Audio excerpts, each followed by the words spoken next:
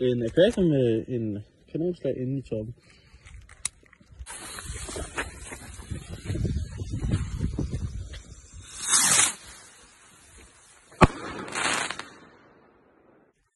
Nå, hvad er det, vi har her? Jamen, vi har en lille hjemmelavet kanonslag. Jeg var egentlig ellers så godt, men altså, det må vi lige tage, som det kommer jo. Hvor mange gram er det? Jamen, der får der en 7-8 gram i, eller sådan noget. 7-8 gram flashpowder. Det må vi ikke være med eller godt, det her.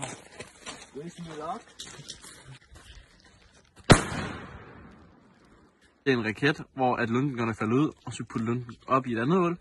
Og så har vi modificeret den ved at åbne skallen og putte kanonslag ind i, og så lukke den igen med gaffatape så godt som muligt.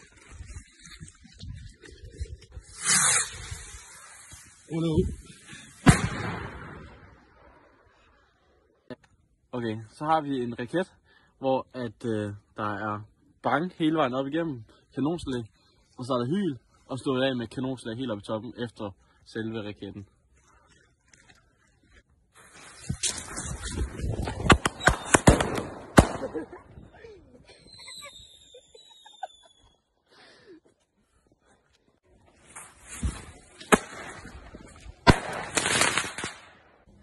Det er det russiske roulette. Vi har 3 personer, 3 forskellige retninger.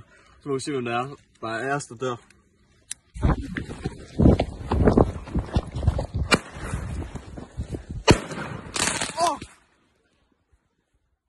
Det er russisk roulette, men den her gang, så må vi kun gå væk. Og kameramanden skal nok lige holde kameraet mere stillet den her gang.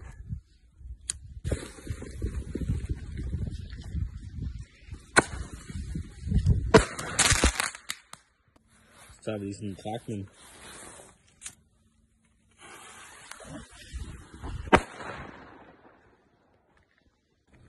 Hjemmelavet thundershot hen ad vejen.